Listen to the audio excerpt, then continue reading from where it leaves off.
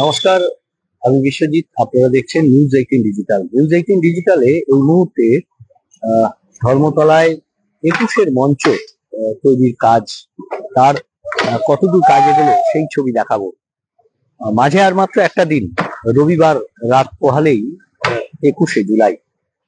1993 সালের সেই 21শে জুলাইয়ের শহীদদের উদ্দেশ্যে স্মৃতি তর্পণের দিন। আর এই স্মৃতি তর্পণ করেন মমতা বন্দ্যোপাধ্যায়। 1993 সালে সেই সময় যে ভোটার তালিকা, অর্থাৎ সচিত্র পরিচয়পত্র, ভোটার তালিকায় ভোটারদেরই একমাত্র থাকার অধিকার, আর সেই অধিকার সুনিশ্চিত করতে যে সচিত্র পরিচয়পত্র, সেই সচিত্র পরিচয়পত্রের দাবিতে রাইটার্স অভিযান, তার নেতৃত্ব দিয়েছিলেন মমতা বন্দ্যোপাধ্যায়। আর সেই আন্দোলনে পুলিশের গুলি চলে, আর সেখানে শহীদ হন 13 জন। সেই শহীদ, অর্থাৎ রঞ্জন থেকে ইনু, যারা সেই সময় শহীদ হয়েছিলেন, তাদের স্মৃতির উদ্দেশ্যেই এই শহীদ দিবস। একবার মঞ্চের কাজ চলছে আমার পেছনে, আপনারা সেটাই দেখছেন। একবার দেখাবো সেই ভিক্টোরিয়া হাউস। সেই ভিক্টোরিয়া হাউসে সদর দরজার দুদিকেই আমরা দেখছি যে ধর্মতলা চলো 21শে অমর 21শে জুলাই, সেই যে প্রচার ব্যানার পড়েছে। আর মঞ্চের পেছনে আমরা দেখছি, মঞ্চের পেছনে যে আরো একটা জায়গা, সেখানেই টেন্ট তৈরির কাজ চলছে। কর্মীরা কাজ করছেন, নিরাপত্তায় পুলিশি নিরাপত্তা রয়েছে এবং সমস্ত জায়গা ব্যারিকেড দিয়ে ঘিরে দেওয়া হয়েছে। আমরা দেখছি যে পুরো জায়গা, অর্থাৎ একেবারে ভিক্টোরিয়া হাউস থেকে শুরু করে সমস্ত জায়গা এভাবেই ঘিরে দেওয়া হয়েছে।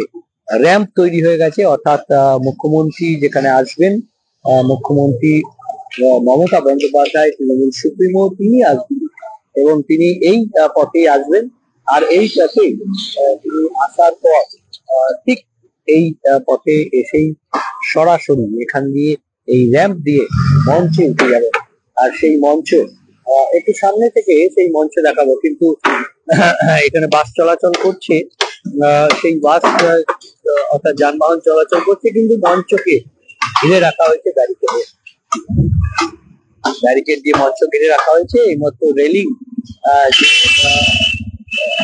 যে র্যাম্প, তার যে রেলিং, তার কাজ চলছে।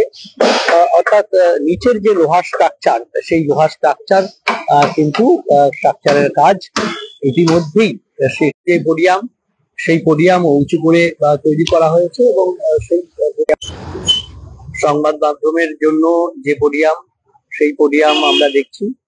সিসিটিভি লাগানো হয়েছে নিরাপত্তার খাতিরে। মাইক, ইতিমধ্যেই মাইক লাগানো হয়ে গেছে বিভিন্ন ধর্মতলা চত্বর জুড়ে। সমস্ত ধর্মতলা চত্বর জুড়ে এই মাইক আমরা দেখছি সেগুলো লাগানো হয়েছে। আর সংবাদ মাধ্যমের জায়গা একেবারে লম্বা, সরাসরি লম্বা করে, এবং সেখানেও সিসিটিভি ক্যামেরা রয়েছে। আমরা দেখছি যে যতদূর চোখ যাচ্ছে সেখানে পোস্টার, ব্যানার, তার সঙ্গে সঙ্গে একেবারে মাইক লাগানোর যে কাজ, সেগুলো সম্পন্ন হয়েছে। মূল মঞ্চের সামনে আমরা চলে এসেছি। মূল মঞ্চের একেবারে সামনে এখানেই পোডিয়াম থাকবে, আর এখানেই বক্তব্য রাখবেন প্রধান বক্তা মমতা বন্দ্যোপাধ্যায় সহ, অভিষেক বন্দ্যোপাধ্যায় সহ অন্যান্য যারা উপস্থিত থাকবেন, বক্তব্য রাখবেন। এবং এই যে মূল মঞ্চ, তার পোডিয়ামের সঙ্গেই মূল মঞ্চ। এই মঞ্চের যে উচ্চতা, সেই উচ্চতা 3টে ধাপ, অর্থাৎ মূল যে মঞ্চ, সেই মঞ্চের 3টে ধাপ রয়েছে। অর্থাৎ আমরা একটু পাশ থেকে দেখাবো যে এই যে মূল মঞ্চ, তার যে ধাপ, সেই ধাপ কিন্তু 3টে ধাপ।